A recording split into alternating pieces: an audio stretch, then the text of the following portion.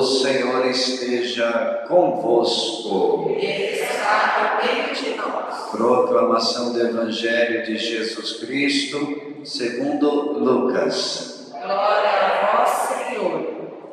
Certo dia, Jesus estava rezando num lugar retirado e os discípulos estavam com ele. Então Jesus perguntou-lhes: quem diz o povo que eu sou? Eles responderam: uns dizem que és João Batista, outros que é Elias, mas outros acham que és algum dos antigos profetas que ressuscitou. Mas Jesus perguntou: e vós, quem dizeis que eu sou? Pedro respondeu: o Cristo de Deus.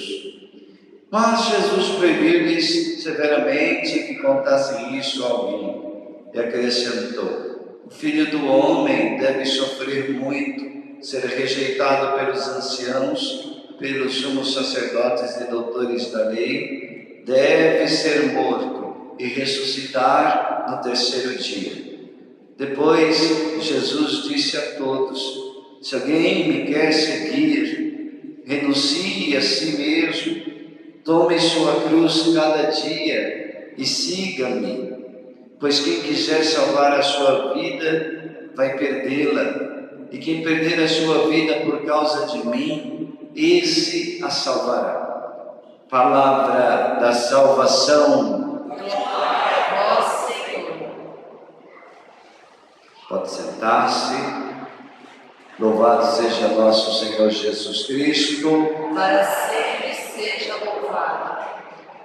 Queridos, este Evangelho, no primeiro momento, procura responder à pergunta: quem é Jesus?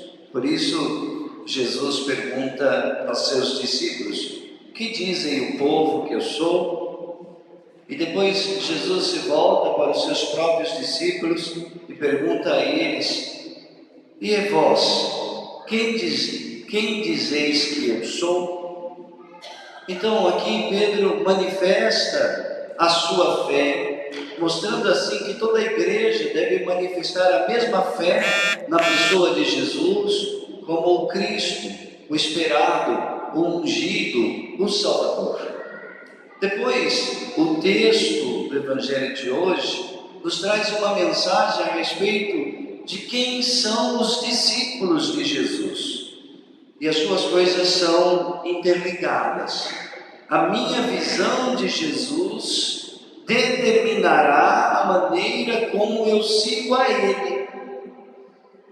Como eu enxergo a pessoa de Jesus? O que eu vejo nele? Dependendo do que eu vejo, assim vai ser o meu segmento, a minha relação com Ele. Por exemplo, quando a gente enxerga em Jesus, um Jesus muito adocicado, um Jesus muito light, um Jesus que não pede muita coisa para nós, né?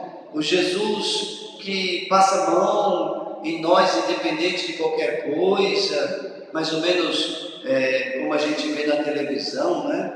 Não importa nada, importa ser feliz. Deus quer que eu seja feliz. Não importa se eu tenho 2 esposas, se eu traio meu marido, se eu sou ladrão, se eu sou assassino, se eu trafico drogas. Não, Deus quer a minha felicidade. Então, um Deus, um Jesus muito light, sem grandes exigências, que não exige de nós uma vida de verdade convertida.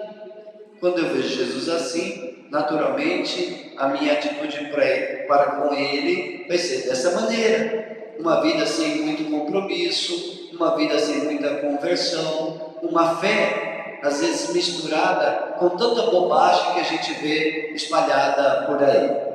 Ou então, por exemplo, quando eu enxergo em Jesus apenas um provedor de minhas necessidades, um Deus que serve para satisfazer aquilo que eu preciso, as minhas necessidades apenas.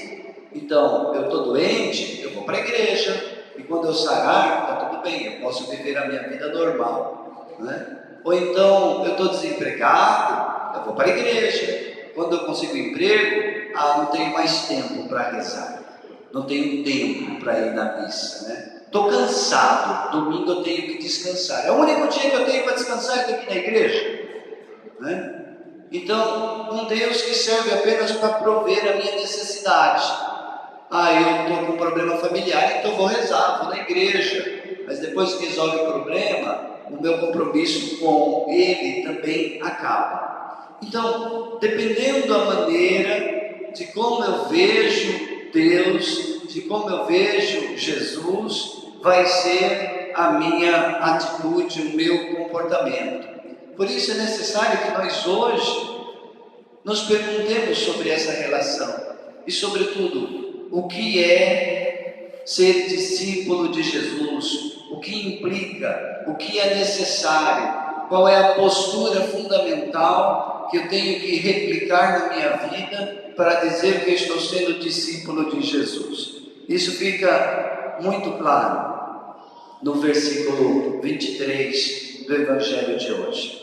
Jesus disse a todos: se alguém me quer seguir, é que a palavra-chave é a palavra seguir. Seguir significa o convite ao discipulado, ou seja, se alguém quer ser meu discípulo, então, se alguém me quer seguir, renuncie a si mesmo, tome a sua cruz cada dia e me siga. Aqui está, queridos, a condição indispensável para ser discípulo de Jesus: carregar a cruz cada dia com renúncias. Sem isso, nós estaremos simulando qualquer comportamento religioso, mas não estaremos sendo discípulo de Jesus. Posso ter milhares de devoções, posso rezar para milhares de santos, posso fazer milhares de obras de caridade, mas sem isso não se é discípulo de Jesus. Repito, se alguém me quer seguir, renuncie a si mesmo, tome a sua cruz cada dia e siga. Aqui está a única condição que ele pôs para que uma pessoa pudesse segui-lo. Não importa a escolaridade, o grau de instrução, não importa a religiosidade, o que importa é: renuncie a si mesmo, tome a sua cruz e me siga. É o único importante. Mas qual é o sentido dessa afirmativa de Jesus? Ou seja, o que significa carregar a cruz? Novamente, nós precisamos de um pouco de luz e de discernimento, porque carregar a cruz não é sinônimo de carregar sofrimento. Quando Jesus fala: quer me seguir? Carregue a sua cruz de cada dia. Ele não está dizendo que carregar o sofrimento faz de nós os seus discípulos. Se fosse assim, a nossa religião seria uma religião masoquista, que prega a necessidade de sofrer para ser discípulo de Jesus. Nossa religião não prega isso, prega a libertação, inclusive, dos sofrimentos e dos males, quando é para a glória de Deus. Carregar sofrimento não nos faz nem mais, nem menos cristãos. Porque uma pessoa pode estar vivendo bem a sua relação com Deus sem muitos sofrimentos, ou sofrimentos exagerados. E o contrário também, uma pessoa ateia pode estar passando por muitos sofrimentos e nem por isso ela se tornou cristã. Uma pessoa de outra denominação, um hindu, ou sei lá, uma pessoa de qualquer outra religião do mundo, pode lidar muito bem com o seu sofrimento diário, mas ela não professa a fé em Jesus Cristo. Portanto, carregar sofrimento não é a condição necessária para seguir Jesus. O que é então a condição necessária? Ou nas palavras do Evangelho, o que é então carregar a cruz de cada dia? Carregar a cruz de cada dia, queridos, é aquilo que dizia a segunda leitura de hoje. Vocês que foram batizados foram revestidos de Cristo. Carregar a cruz significa, uma vez que eu fui revestido de Cristo, agora, custe o que custar, eu vou me manter fiel a Ele. Carregar a cruz, então, significa que eu fiz uma opção e eu vou manter esta opção independente das consequências que vierem, inclusive o sofrimento. Mas não em primeiro lugar o sofrimento.